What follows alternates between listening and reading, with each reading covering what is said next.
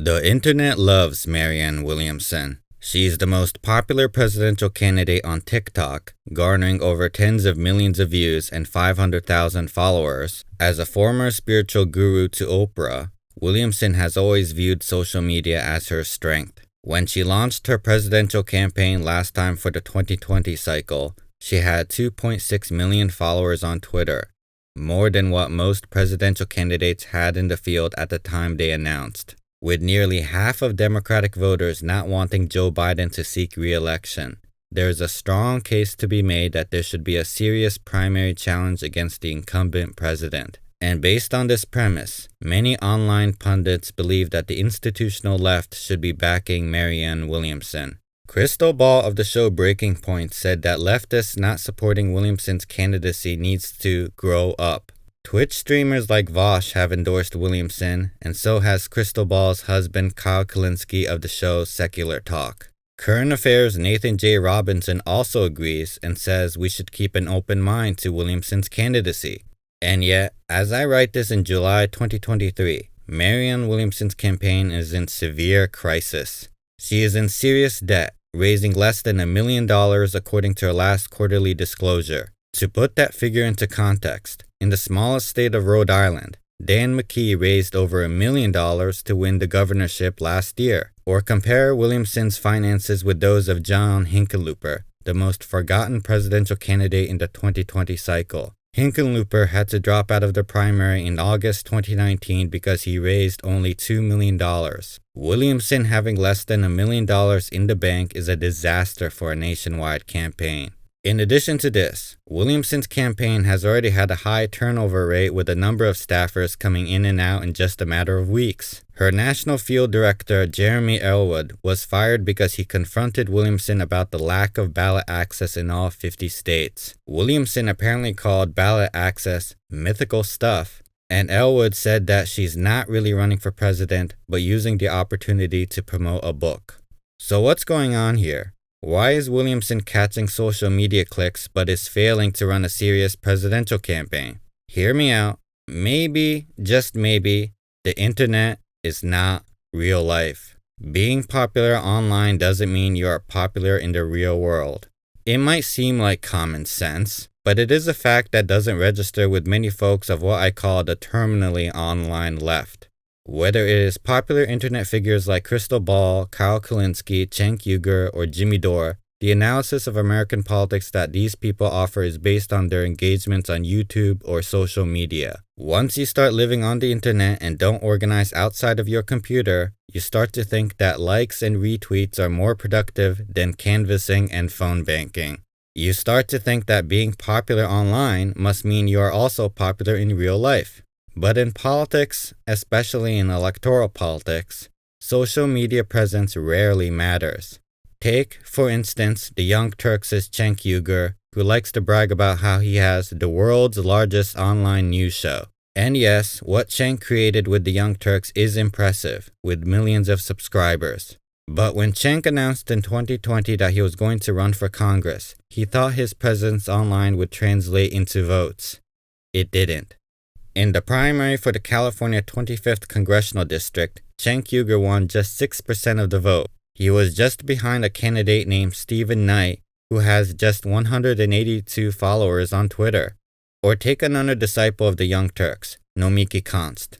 In 2019, Konst ran for public advocate of New York City, a position to be second in line to the mayor. With her large social media following, Konst may have thought she had a real shot. And, in fact, on Twitter, she was by far the most mentioned candidate in the field. Yet, Konst not only lost, she came in 11th place. She even lost to candidates who never even made it on the television debate stage. Yet none of these lessons are learned by any of these online leftists who think that because they have a presence online, they must have a presence in the real world. Take another example by Nathan J. Robinson of Current Affairs, who wrote a column saying that the left should support Shahid Buttar, the candidate who was running against Nancy Pelosi. Robinson made the case that institutional left-wing groups like Justice Democrats or the Democratic Socialists of America should have invested their time, money, and efforts to support Buttar's candidacy. While he made the argument that Pelosi is a centrist in a left-wing congressional district in San Francisco, nowhere in his article did Robinson mention how many doors Shahid has knocked on, how many phone calls he has made, or how many volunteers he has recruited. Just because one has good positions on policies doesn't necessarily mean they are leading a movement. A number of staffers of Shahid's campaign walked out because he wasn't doing the necessary work to win an election. As his former campaign manager Jasper Wild wrote in a Medium article, he resisted putting in the hard work necessary to run a successful campaign, like making structured donor calls, participating in morning visibility, and knocking on doors. His laser focus on pursuing niche endorsements that stoked his ego, growing a large Twitter following, and appearing on random podcasts were tactics that connected to a bigger strategy. A strategy to boost his own brand and name recognition to leverage as a social media influencer. In fact, just 2 days before his election against Pelosi, Shahid was making appearances on online lefty talk shows. Anyone who has worked in electoral campaigns as I have knows that in most cases, the key ingredient that a candidate needs to win an election is a robust field operation, built upon fundamentals like canvassing, phone banking, text banking, and being visible in your district. It is not to appear on podcasts or lefty YouTube shows. It is not about getting the most clicks online. It is about talking to voters in your district. Take another example. In the 2021 New York City mayoral election, Eric Adams ended up winning despite barely having a presence on social media. The internet's favorite Andrew Yang entered the race with 2 million Twitter followers. Liberal MSNBC correspondent Maya Wiley also had 400,000 more than Adams. And yet, notwithstanding having less than 2% of Andrew Yang's Twitter followers on primary day, Eric Adams became mayor of New York City. Why did Adams win? He had the support of the major unions in the city. More than social media followers, unions are able to knock on doors, make phone calls, and get out the vote. Take another example from the 2020 presidential primary. The online left likes to think that Ocasio-Cortez is the most powerful person in Congress because of the number of social media followers she now has. And sure enough, AOC's endorsement of Bernie Sanders for the 2020 election was significant. But in the end, it was Representative Jim Clyburn's endorsement of Joe Biden before the South Carolina Democratic primary that ended up deciding the election. Jim Clyburn only has 19,000 followers on Twitter, far fewer than AOC. But more than AOC's number of followers, Clyburn's relationship with black churches proved more powerful. We should have learned these lessons a decade ago, when the nonprofit Invisible Children released Kony 2012 to bring awareness to human rights abuses of Joseph Kony. It was the most watched YouTube video ever at that point. It was the first video on YouTube to get 1 million likes. The purpose of the video was to mobilize activists for a Cover the Night day of action to spread Kony 2012 posters across the country. Yet, despite a lot of people signing up, the vast majority didn't take part in the actual day of action. Kony 2012 failed because it only existed in the online world and not the real world. Let me say it again. The internet is not real life.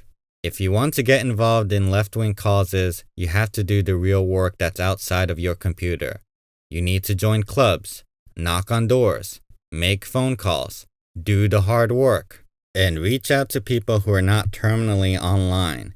Because once you start talking to normal people, all your political instincts will become more acute and accurate. If not, you get groups like the new People's Party that wants to draft YouTuber Jimmy Dore to run for president. The People Party said that Dore has one of the biggest political movements in the country. The vast majority of Americans have never heard of Jimmy Dore, and there are real organizers right now building movements like the Amazon and Starbucks unions spreading across the country.